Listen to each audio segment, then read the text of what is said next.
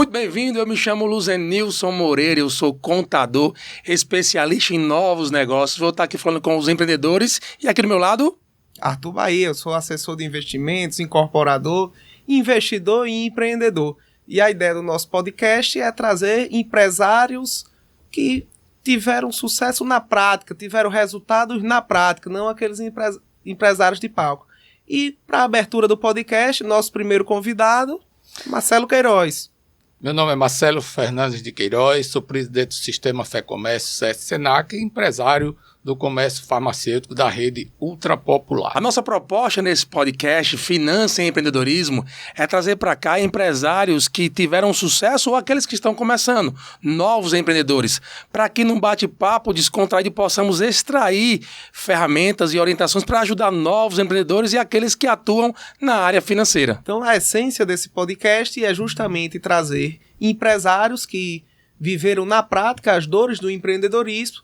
E aqui eu, assessor de investimentos, assessor de finanças pessoais também, e Luzenilson, contador, ajudar os telespectadores com insights, sacadas relacionadas a finanças e a gestão financeira, que é muito importante como alicerce para ajudar no empreendedorismo, né, Luza? E vamos ao podcast.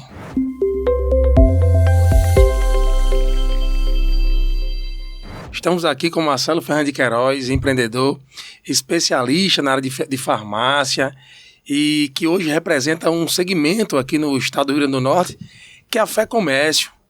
E aí eu vou deixar Marcelo à vontade para falar da Fé Comércio, mas antes disso, Marcelo, eu queria que você falasse sobre a sua vida. Estou aqui na bancada com meu parceiro, Arthur Bahia, e que a gente vai começar falando sobre a sua vida, que é uma vida de sucesso, de superação, no segmento de farmácia, e muita gente que está em casa, que está empreendendo, que quer empreender, sabe que não é fácil empreender. Então eu queria que você falasse logo para o público quem você é, quem é Marcelo, o que é que Marcelo faz, como atua, e a gente vai aqui nesse bate-papo falando para nosso espectador que está em casa desse podcast Finanças e Empreendedorismo.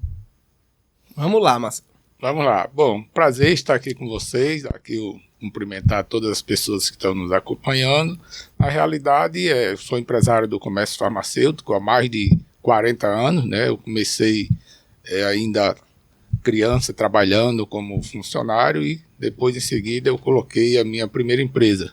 A primeira farmácia foi uma luta muito difícil, eu sou oriundo de família do interior, minha mãe nasceu em Angico, meu pai Marcelino Vieira, casaram, foram morar em Pedro Avelino.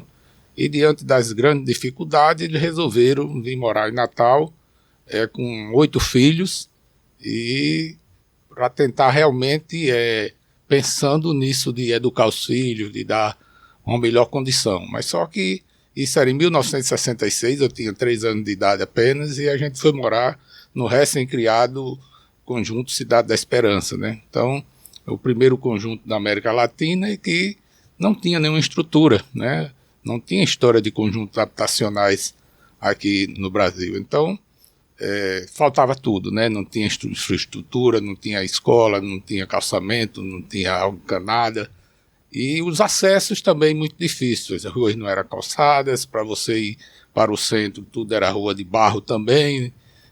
Ônibus difícil, né? O povo reclama muito hoje do transporte coletivo, mas naquela época praticamente não existia isso. E vivi minha infância toda na Cidade da Esperança, né?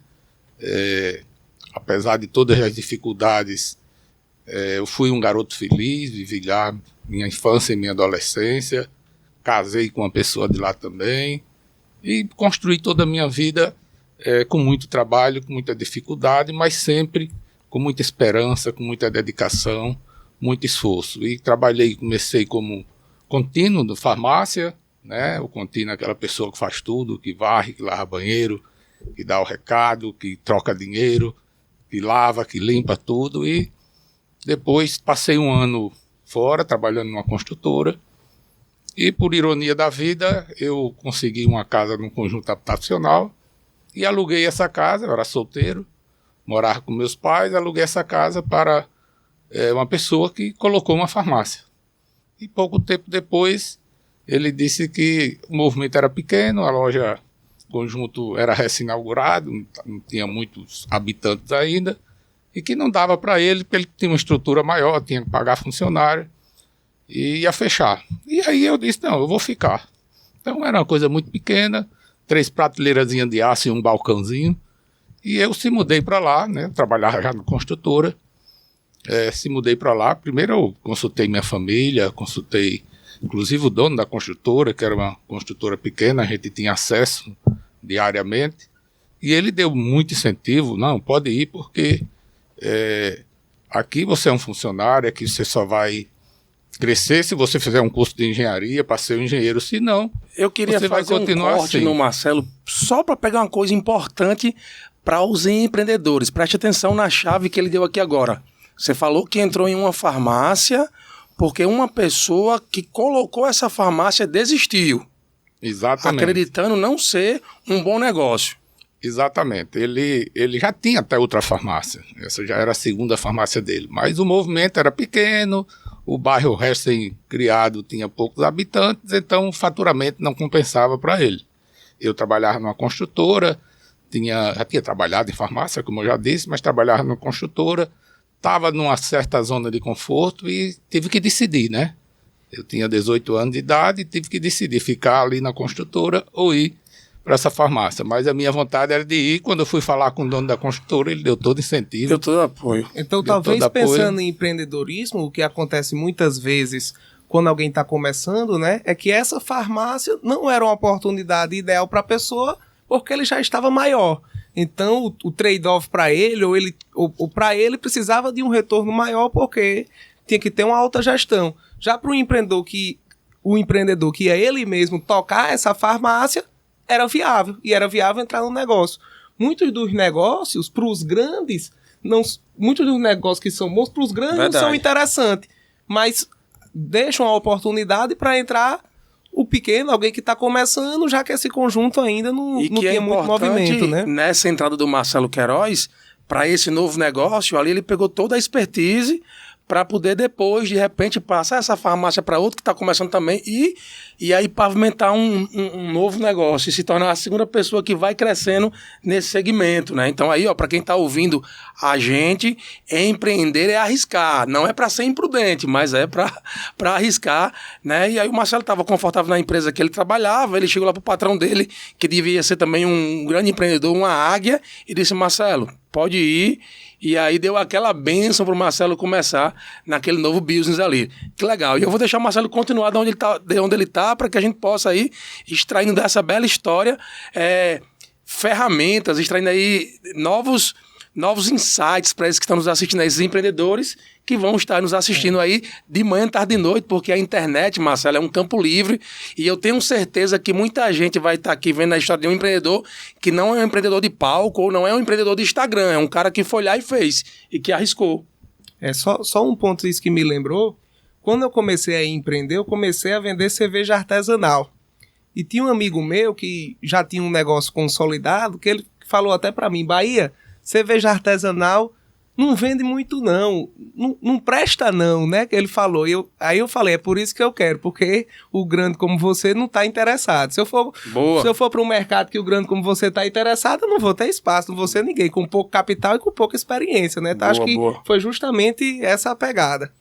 Pois é, então na construtora, o dono lá da construtora, Dr. Chagas, ele disse aqui você vai ter que fazer um curso de engenharia para poder mudar de situação aqui, demora tempo, e lá não, lá você tem muito mais perspectivas. Legal. Então é aquela coisa que você foi para o dono anterior, ele teria que pagar funcionário, teria que ter toda uma equipe, uma estrutura. Eu era tudo, eu abria de 6 da manhã, fechava 10 da noite, e eu gosto até de brincar, dizer que eu já criei moda lá atrás, porque eu botava uma plaquinha à noite, pode chamar, e eu atendia da noite também, né? Então já tinha farmácia 24 horas, aqui na brincadeira. Mas aí eu passei muito tempo lá, passei um período lá, trabalhando muitas vezes, direto mesmo. Nos primeiros 6 meses eu não saí, não ia nem em casa visitar a minha família, que era longe da casa da minha família. E aí, quando eu comecei nos domingos dar uma saidinha, eu comecei a visitar as farmácias, outras farmácias que eu já tinha trabalhado, mas queria ver as novidades. E voltei a visitar as farmácias, principalmente do bairro onde eu morava antes, que era a Cidade da Esperança.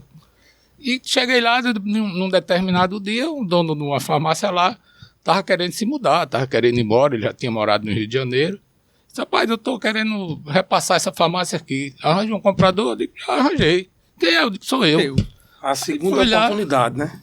Também fui lá, tomei a decisão na hora, eu já conhecia o ramo, conhecia os distribuidores, então já falei com os fornecedores, já assumi a dívida dele, já dividi aquilo. Na época era o tal cheque pré-datado, que era moeda, a gente já foi passando e assumi essa farmácia. E para mim foi tudo muito mais fácil. Era no bairro que eu morava, que eu conhecia todo mundo conhecia a minha família. A Cidade da Esperança, a gente costuma dizer que é uma grande família, todo mundo conhece todo mundo, principalmente naquela época, né? Então, aí o movimento lá era bem maior, a farmácia era bem mais estruturada, e aí a gente foi tocando a vida. Entendi, perfeito. Que legal, nós estamos aqui falando com Marcelo Fernandes de Queiroz, Marcelo que é empresário no segmento de farmácia e presidente da Federação do Comércio. E aí vocês estão nos ouvindo aqui no nosso podcast Finanças e Empreendedorismo, vão estar aí vendo vários insights, vários cortes desse cara que acreditou e foi seguindo nesse ramo de farmácia, pavimentando a sua história e hoje, repito, é um cara que teve a visão Bahia e foi lá e fez. Marcelo, eu tô só com uma dúvida, voltando. Aí você tinha aberto sua primeira farmácia, qual era o conjunto? Habitação? Conjunto Santarém. No Conjunto Santarém, na Zona Norte. Aí teve a oportunidade na Cidade da Esperança. Aí você ficou com duas ou se mudou? Começou uma rede aí? Você começou sua rede aí ou se mudou e ficou... Inicialmente eu tentei ficar com as duas, mas como o movimento da Cidade da Esperança era bem maior, eu fiquei na Cidade da Esperança por algum tempo, né? Interessante é que em pouco tempo que eu estava lá, já estruturei a farmácia, já organizei minha vida, tudinho, e era um prédio alugado, né? Aí uma pessoa amiga da dona do prédio disse, rapaz, se prepara que quando terminar o contrato aí, a dona do prédio não vai renovar não. Ela vai querer botar uma farmácia. E aí eu comecei já a procurar um prédio nas imediações. E não encontrava prédio para alugar, mas surgiu uma oportunidade de uma casa lá para vender, próximo lá. Então já comprei essa casa e já comecei a construção, já estava um pouco organizado financeiramente, comecei a construção, quando a dona do prédio pediu, eu já estava com essa loja quase pronta, aí pedi só um prazo para mudança, sem ela saber que o prédio era meu, o outro. Quando eu entreguei, eu já mudei para uma loja mais ampla, moderna, já do tempo, diferente da loja que funcionava no momento, e aí foi só sucesso daí para frente, e mudei tranquilo, e aí a gente passou a continuar nesse segmento, e eu comecei a participar das reuniões dos sindicatos, das associações, nos distribuidores, ouvindo, e participar com os amigos, com os outros donos de farmácia, porque a gente tem que estar sempre trocando experiência, né? Ninguém sabe de tudo e você todo dia aprende alguma coisa. Então, cada dia que eu ia para uma reunião no sindicato, eu procurava conversar com aqueles empresários, ver aquelas pessoas com mais experiência, que tinham uma rede, que tinham um negócio maior, melhor, eu me espelhar neles. Você tem que procurar alguém para você se espelhar, para você poder ter na sua mente aquela visão, aquela vontade de chegar ali. Legal. A primeira chave que o Marcelo deixou aqui pra gente foi sobre oportunidade. E a segunda chave que ele deixa pra gente, Bahia, é relacionamento.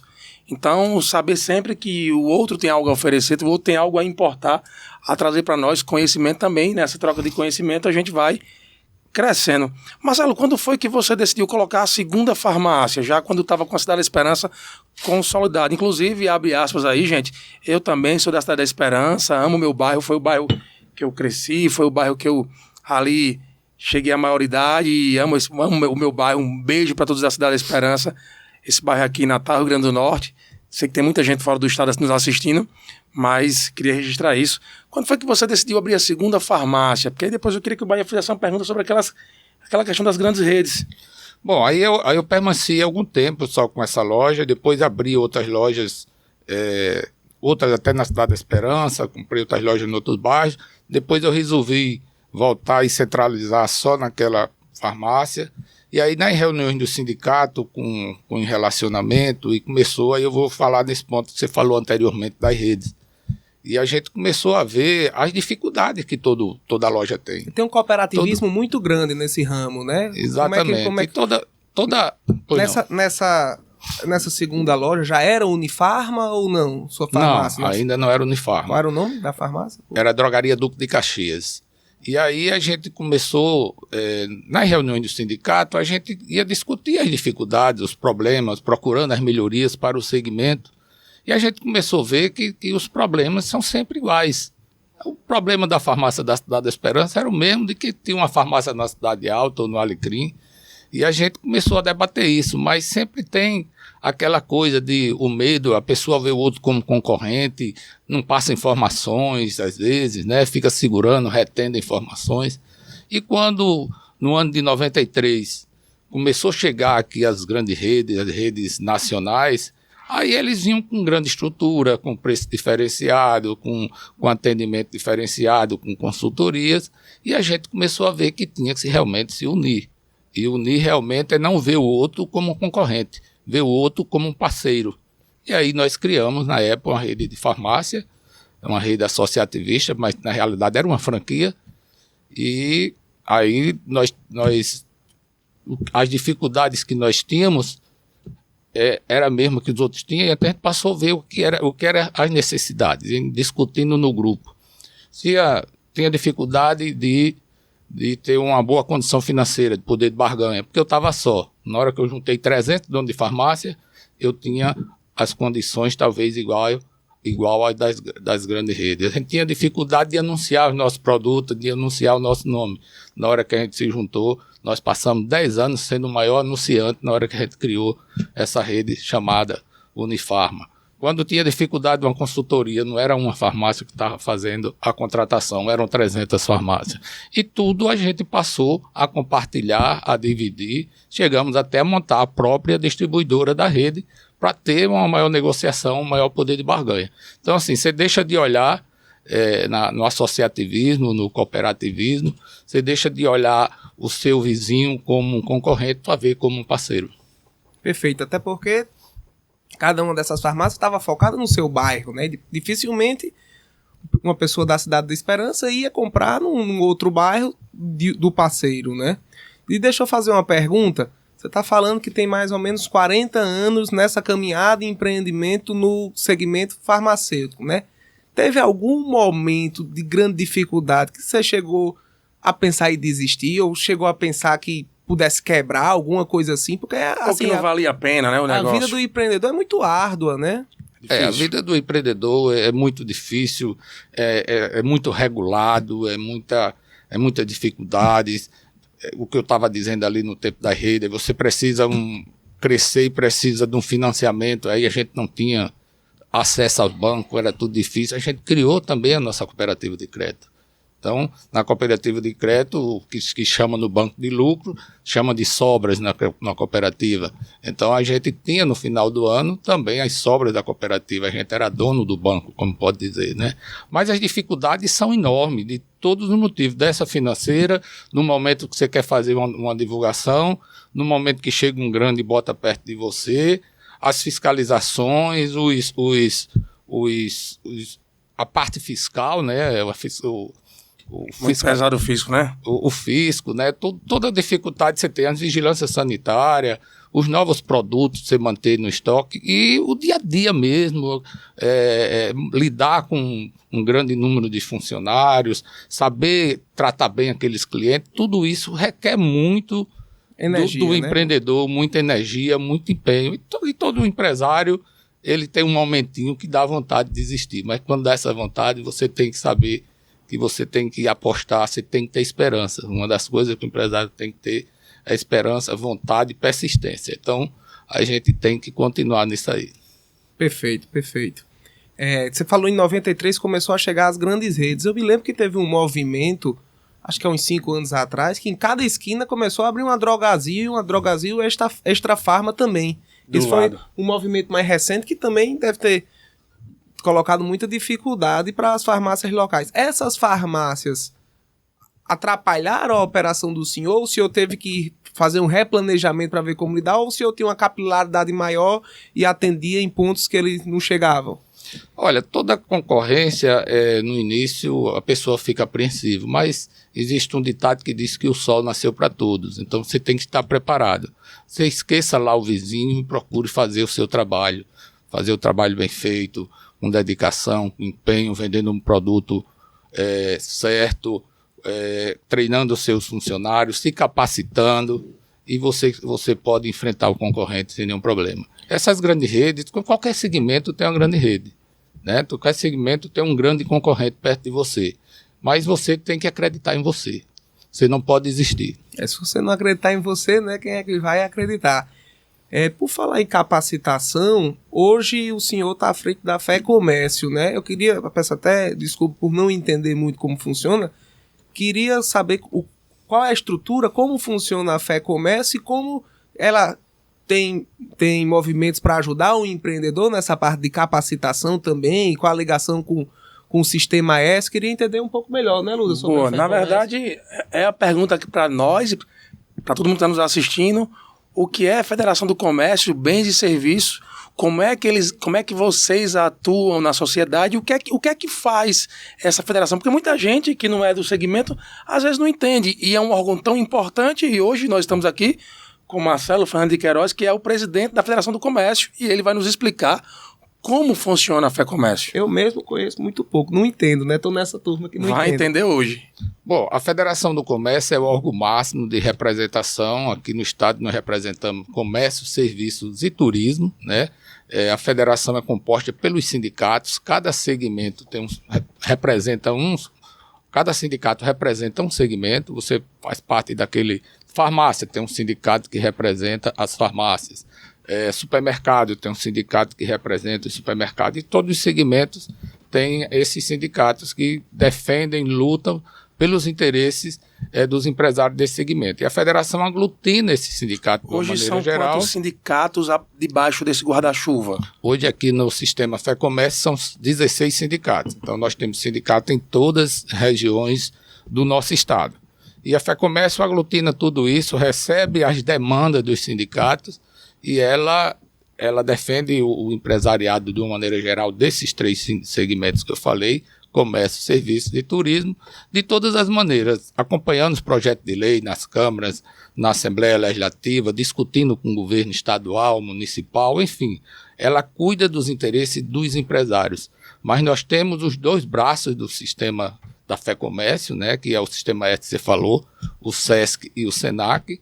O SESC que cuida do lazer, do esporte, da saúde e do entretenimento dos trabalhadores desse segmento, e o SENAC, que a gente gosta de dizer que educa para o trabalho, é aí onde entra toda a capacitação. Nós temos 350 cursos no nosso portfólio, na área de comércio, serviços e turismo. Você tem uma ideia, só o ano passado nós tivemos mais de 22 mil matrículas em cursos direcionados para os trabalhadores ou futuros trabalhadores desse segmento. E desse total aí, mais de 7 mil foram cursos feitos totalmente gratuitos para as pessoas que comprovam que têm uma renda familiar de até 2 salários mínimos comerciais, né, a nível do salário nacional.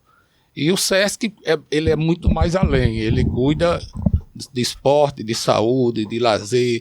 Então nós temos mais de 20 unidades aqui no estado, em vários municípios, e temos também 8 unidades móveis, aqueles municípios que a gente não consegue chegar com uma unidade fixa. Nós temos uma carreta escola que vai lá e faz os cursos na área de informática, na área de beleza, na área de gastronomia. Então, assim, o sistema ele cuida do empresário de uma maneira geral, mas tem esses 2 braços que cuidam dos trabalhadores, porque nenhuma empresa é feita sem trabalhador, né? Perfeito, perfeito. Então tem mais de 350 cursos para ajudar justamente o empresário nessa capacitação. Puxando um pouco aqui para o tema desse podcast, né, que é finanças e empreendedorismo, eu sou assessor de investimentos, investidor, cuido muito das finanças pessoais. E Lusa, meu amigo, meu sócio, né, meu cliente, ele é contador. A gente vê muita gente, assim, por exemplo, quando o senhor começou, o senhor fazia tudo na farmácia, né? Batia os escanteio, cabeceava. Era uma palavra até pouco usada, né? Nessa geração Y aí, que é contínuo. Contínuo era o cara que fazia tudo, era o cara que limpava, ajeitava, contava, era o estafeta, era o office boy, era tudo, né? Então é uma palavra que muita gente vai dizer, mas é contínuo, gente, existia, tá? E o Marcelo pegou essa época do contínuo. Então, mas muita gente que começa fazendo tudo, que praticamente todo empresário, ele começa sendo o contínuo da sua própria empresa, né? E depois, muitas vezes, vemos empresas que o empresário tem dificuldade de separar o fluxo de caixa da empresa, conta da pessoa jurídica com conta da pessoa física. Eu estou falando isso porque Lusa está aqui ajudando pessoas jurídicas, eu ajudo pessoas físicas. O Senac também oferece cursos relacionados a finanças, a parte financeira para esse empresário, para ajudar ele a cuidar melhor do negócio? Sim, nós temos curso desde gastronomia, para o garçom, para a camareira, para o cozinheiro, tanto na área administrativa. Nós temos, como eu disse, 350 cursos no portfólio que atende todos os segmentos dos trabalhadores, como também tem cursos especiais para os empresários no seu dia a dia, como lidar no dia a dia com os clientes, como fazer suas finanças, como curso de contadores, o curso de contabilidade para não contadores, que era o dono da empresa poder ter uma noção básica, né? É a contabilidade básica. Então temos toda a preparação, tanto para o empresário como para os trabalhadores. É muito importante isso que o Arthur Bahia falou, porque 60% da população mundial é endividada, porque não consegue fazer um princípio da contabilidade chamado princípio da entidade. O que é isso? É separar as despesas da sua empresa com as despesas das pessoas físicas, né? E aí o Bahia hoje ele trabalha especialmente para orientar empresários e aqueles que querem empreender ou aqueles que são até servidores públicos a gerenciar suas finanças pessoais. O meu negócio é mais voltado às empresas, eu sou contador, não é? E como a gente diz aí no início do podcast, e aí a gente está aqui tentando extrair de quem atua no segmento empresarial, como é que você, Marcelo, empresário, presidente da Federação do Comércio, como é que você vê com relação a separar a sua finança pessoal e o que é finança gerencial da sua empresa? Como é que você consegue fazer isso, né? Porque prolabore ou você tem uma crença muito firme em relação a essa separação? Não, com certeza. Você tem que ter os recursos da empresa. Tem um ditado que diz que você não pode confundir apurado com lucro, né? Então, o que acontece muitas vezes com o empreendedor no início é porque ele começa a ver um certo volume de dinheiro e ele pensa que pode gastar aquilo. Não, a empresa ela tem que ter a reserva, você tem que determinar um valor de retirada seu mensal, não pode se empolgar, esse mês tá bom, vou tirar mais X. Não, você tem que ter isso bem delineado e você tem que ter, sim, uma orientação de um contador. O contador, principalmente nas pequenas empresas, ele é o contador, ele é advogado, ele é conselheiro, ele é tudo. Então a gente tem que escolher um bom contador, uma pessoa de sua confiança, e é indispensável. E ouvir, né? Às vezes o cara não quer ouvir o contador, né? Ele quer, ele, como diz o ditado, ele não me acompanha que eu não sou novela. A turma diz isso, muito isso. Porque às vezes o contador orienta, o consultor financeiro orienta, mas o cara às vezes ele não entende que aquele é um negócio, que aquele dinheiro não é dele, aquele dinheiro é de uma entidade jurídica, que ele toma conta, que ele gerencia. Então, você que está nos ouvindo, quer ser feliz, comece a separar o que é finança empresarial e finança pessoal. E você tem que estar procurando se atualizar. Além do contador, você pode ter um consultor numa determinada área, você pode ter, a empresa vai crescendo e você vai ter consultoria por setores, jurídico, tá? Você tem que ter esse acompanhamento e tem que estar estudando, tem que estar se preparando, porque as coisas mudam todo dia. Essa entrega do negócio, né, Arthur Bahia, é muito perfeita, porque o Marcelo falou aqui várias ferramentas, várias chaves que nos fazem refletir que é uma arte milenar que foi usada no passado e até hoje, que é relacionamento, acreditar no produto, ouvir os profissionais. E essa questão de consultoria, muita gente acha que, não, eu dou um jeitinho para tudo.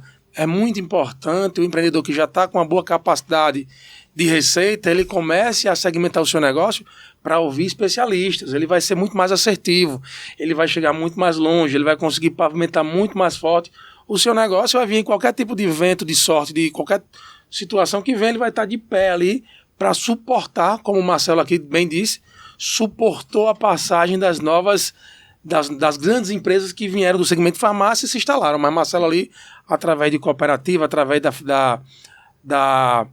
do sistema que eles criaram, cooperário, né, que ele falou que é uma palavra de associativismo, que isso é muito legal, porque juntar vários pequenos e se tornar forte. Isso é importante e está de pé, e as farmácias ficaram de pé. Eu vejo até hoje aí a Unifarma com várias farmácias, vejo outras redes também. Hoje o Marcelo se associa a uma rede de São Paulo, né, Marcelo? A Unifarma nós criamos aqui em 99, né? Eu passei 15 anos à frente como presidente com esse grupo. Até hoje eu saí porque foi uma decisão de mudar, de criar a minha própria rede com outro grupo nacional, diferente, mas convivo com todos eles, sou amigo de todos eles, e nós estamos hoje com uma rede que é uma franquia nacional chamada Rede Ultra Popular, que tem em todas as cidades do Brasil, todos os estados do Brasil. E tem um nível também de orientação, de consultoria muito bacana. Em todos os setores ele tem uma pessoa para lhe orientar. Perfeito, perfeito. Eu queria saber, fiquei um pouco curioso, eu queria saber um pouco mais sobre a Fé Comércio, quais são os planos para 2023, as atividades, os eventos, para fomentar esse empreendedorismo. Teve mudança com essa mudança de governo, teve mudança de gestão também agora, não foi? A Fé Comércio, como eu disse, ela pensa no empreendedor, ela pensa no segmento empresarial. No momento de pandemia, foi um momento que nós discutíamos todos os dias quase com o governo do estado, com vigilância sanitária, com o governo municipal, as ações, fecha a loja, abre a loja. A federação é a entidade que tem a maior representatividade e era quem estava à frente de tudo isso. Então foi um momento muito difícil, mas além disso nós estávamos aconselhando e orientando os empresários.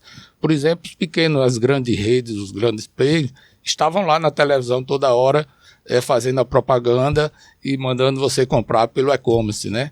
E as pequenas lojas que foram pegos de surpresa, elas estavam lá fechadas sem ter o que fazer. Então o Sistema Fé Comércio, através do Senac, fizemos cursos, orientação, pequenos programas, como você vender pelo WhatsApp, como você vender por algumas outras plataformas parecidas, e isso salvou muitos empreendedores, microempreendedores, porque eles passaram a vender também as suas portas lá fechadas, mas ele estava vendendo através do e-commerce com pequenas plataformas. Aí esse trabalho continuou, nós temos um trabalho permanente de qualificação e capacitação, nós temos parceria com várias entidades, inclusive internacional, na área de turismo. Nós trazemos para cá expertise de países como a Alemanha, como Portugal, na área de turismo, formando pessoas e orientando os empresários desse segmento. Vamos continuar fazendo esse trabalho, né? Na pandemia também, no pós-pandemia, a economia começou a reagir, nós estamos vivendo a plena recuperação desde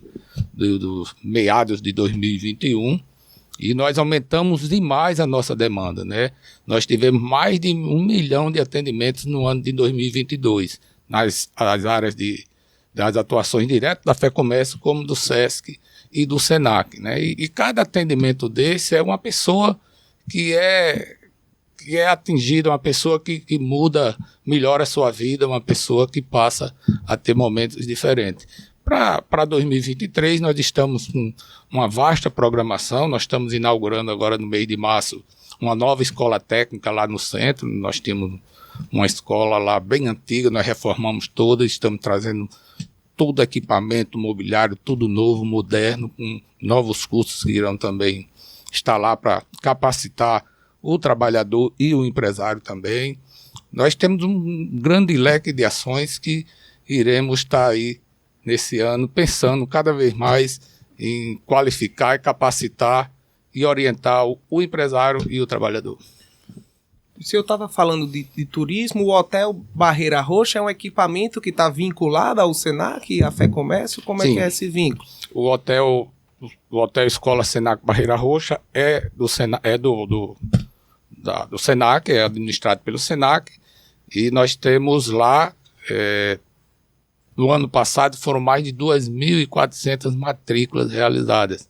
Como eu já tinha até falado antes, cursos de garçom, camareira, cozinheiros, barman, todo tipo de profissão que atua na área de turismo, na área do hotel e na área do restaurante. Nós temos a escola e o hotel é o local onde ele vive o dia a dia de um restaurante, como se ele estivesse trabalhando num restaurante, de um hotel, de uma maneira geral. Então, ele participa do dia a dia de uma empresa normal. E a maioria desses profissionais, a grande maioria, quase 100%, já sai com emprego no mercado de trabalho. Muitos deles, às vezes, nem terminam o curso. Agora mesmo, nós fizemos uma parceria com a empresa de Portugal, que escolheu 50 pessoas para fazer uma seleção, está levando para Portugal, já tinha levado 15 o ano passado, está levando essas pessoas para lá para trabalhar, tudo bancado pela empresa, passagem, local, alimentação, habitação lá nesse período de 6 meses, e desse pessoal que ele vai escolher os melhores e vai tentar ajudar essas pessoas para tirar seus documentos e poder ficar lá trabalhando. Então, o SENAC é uma escola realmente reconhecida, não só a nível do estado de Brasil, mas a nível internacional. Perfeito. Presidente Marcelo Fernandes de Queiroz, me diga uma coisa, esse ano agora, 2022 para 2023, houve grandes mudanças, né? No cenário federal e também no cenário estadual. Houve também uma questão aí de um possível aumento de ICMS, Imposto de Circulação do Mercadoria de Serviços. Como é que o senhor vê essa questão desse aumento? O que é que o senhor pode falar para os empresários com relação a isso? Na realidade, isso começou lá atrás, quando o presidente Bolsonaro baixou aqueles impostos dos combustíveis, né? E o Congresso aprovou uma lei que o governo federal teria que repassar as perdas dos governos estaduais. E na hora de sancionar, o presidente vetou essa parte, né? Então, os governos fizeram, a maioria dos governos, alguns estados, né, fizeram o projeto de lei aumentando em 3 ou 4% o percentual do ICMS. Só que nesse mesmo período foi derrubado o veto do presidente. Então, o nosso entendimento é que não teria necessidade desse aumento de imposto, porque o governo, como foi derrubado o veto, ele ia ser obrigado a fazer. A lei foi aprovada aqui, mas ela só entra em vigor a partir de 1º de abril. A partir do decreto da governadora, né? A partir de 1º de abril, porque ele tem a noventena, foi já aprovado nos últimos dias do ano.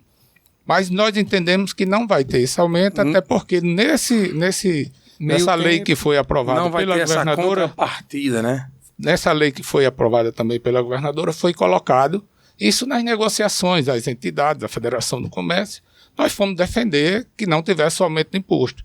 E uma das coisas, o aumento ia ser de 18 para 22, ficou em 20 e foi colocado lá um artigo que se o governo federal realmente passar a fazer o repasse, essa lei já não entra em vigor. Então, assim, nós lutamos muito contra primeiro por entender que não tem a necessidade, mas também porque a maioria dos estados não fizeram isso.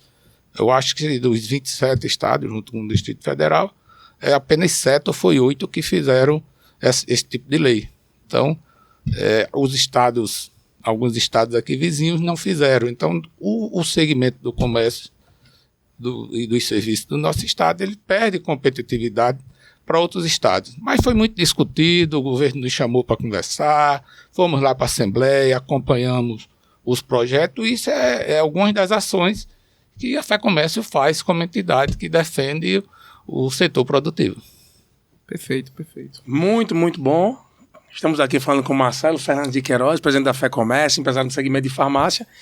E eu acredito que a pauta, né, é essa, né, Arthur Bahia?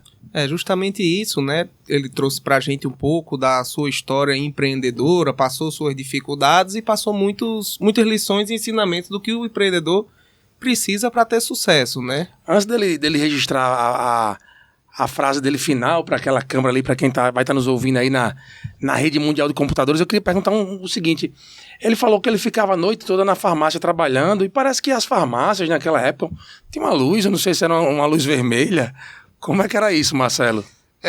A luz vermelha era o sinal que estava de plantão, né, que você podia chamar. Então, eu era sozinho naquela farmácia lá atrás, eu dormia, mas eu deixava a luzinha acesa lá, com a plaquinha que podia chamar a qualquer momento. E muitas vezes acordei na madrugada para atender alguma pessoa que precisava, um paciente, um pai ou uma mãe que estava com um filho doente. E isso, apesar de você estar ali e acordar, mas isso também é gratificante. Você saber que pode ajudar uma pessoa que está necessitando. Perfeito, perfeito. Marcelo, eu queria que você encerrasse aqui nosso podcast, Finanças e Empreendedorismo, falando para o pessoal que vai estar nos assistindo, qual é a frase que você deixa enquanto essa trajetória de sucesso para quem está começando, para quem está iniciando uma jornada empreendedora e que é muito difícil, porque às vezes, eu quando comecei a contabilidade, nem os parentes queriam fazer contabilidade comigo. Porque você só vai, depois de um tempo, ganhando credibilidade, ganhando confiança. Santo de casa não faz milagre. Santo de casa não faz milagre, né? Então, para quem está nos ouvindo, entenda que não é fácil, né? E se fosse fácil, não prestaria. E tudo realmente é duras penas. Eu não queria que você registrasse ali para aquele pessoal que vai estar nos assistindo, qual é a frase que você deixa para esses novos empreendedores. Manter a esperança. O empreendedor, acima de tudo, tem que ter esperança, tem que ter parceria, acreditar nas pessoas, porque nós temos que acreditar nas pessoas. Quando você entra no avião, você não vai torcer contra o piloto lá. Eu quero que esse avião caia para esse piloto. Não, porque se você está junto, né? Boa. Então mantenha a sua fé, mantenha a esperança, mantenha foco, se dedique, trabalhe com fé, com vontade, procure ajudar as pessoas, que o bom trabalho sempre é bem recompensado. Isso, né? Finalizamos aqui nosso programa. Eu sou o Luzenilson Moreira, contador, especialista em registro empresarial e novos negócios. Estou aqui com meu parceiro Arthur Bahia, assessor de investimentos, investidor e incorporador. E aqui a nossa proposta é justamente falar sobre finanças e empreendedorismo. Até a próxima.